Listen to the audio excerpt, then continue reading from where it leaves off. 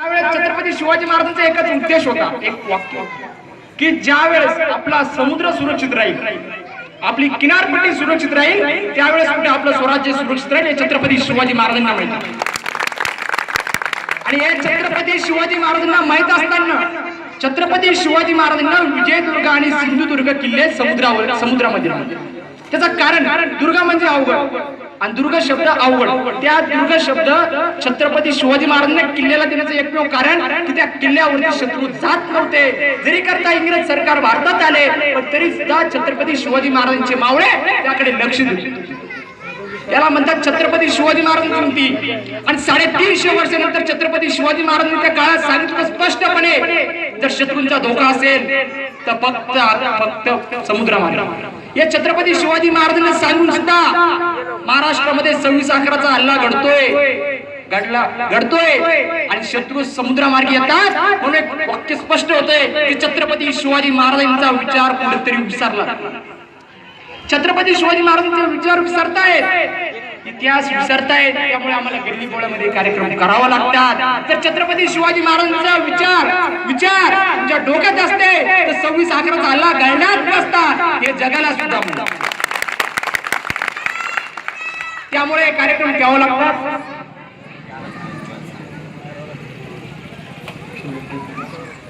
आणि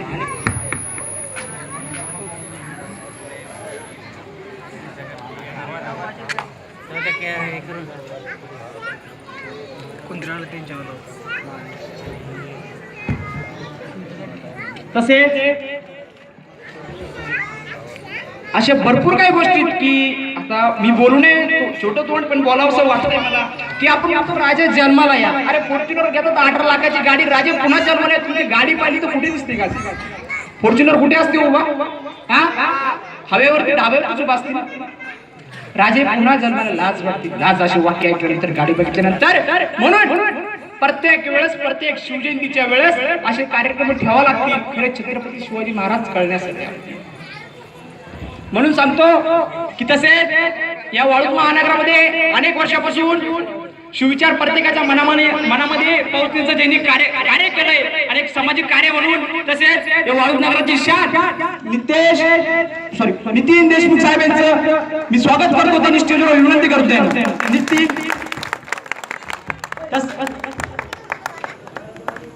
तसेच आपल्या गेली प्रतिष्ठित व्यक्ती ऍडव्होकेट अमोल भैया ठाकूर यांना विनंती करतो की त्यांनी स्वागत करावं. अमोल भैया ठाकूर आणि नितीन दादांचं स्वागत होतं. प्लीज टाळ्या कमी पडून देऊ नका, त्यांचं कार्य फार महान.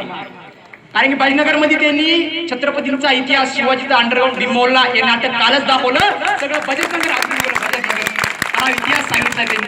म्हणून दादाचं स्वागत होतं आणि टाळ्या कमी नका पडून देऊ प्लीज. जोपर्यंत दादा स्टेजच्या खाली जात नाही प्लीज दादांसाठी.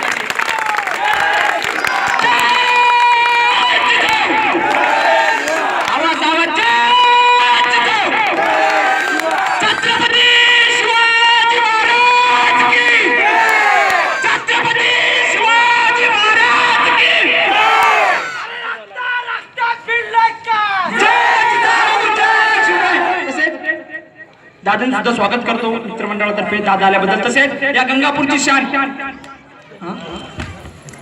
तसेच या महाराष्ट्रामध्ये अनेक वर्षापासून शिवव्याख्यानाचे कार्यक्रम करतात. तसेच या गंगापूरची शान आपल्या रांजणगावमध्ये आज शिवजयंतीच्या निमित्ताने शिवश्री योगेश भाऊ शेळके यांचं शिवचरित्र या विषयावरती व्याख्यान ऐकण्यासाठी तुम्ही बसलात. लागलीच त्या कार्यक्रमाला सुरुवात होईल.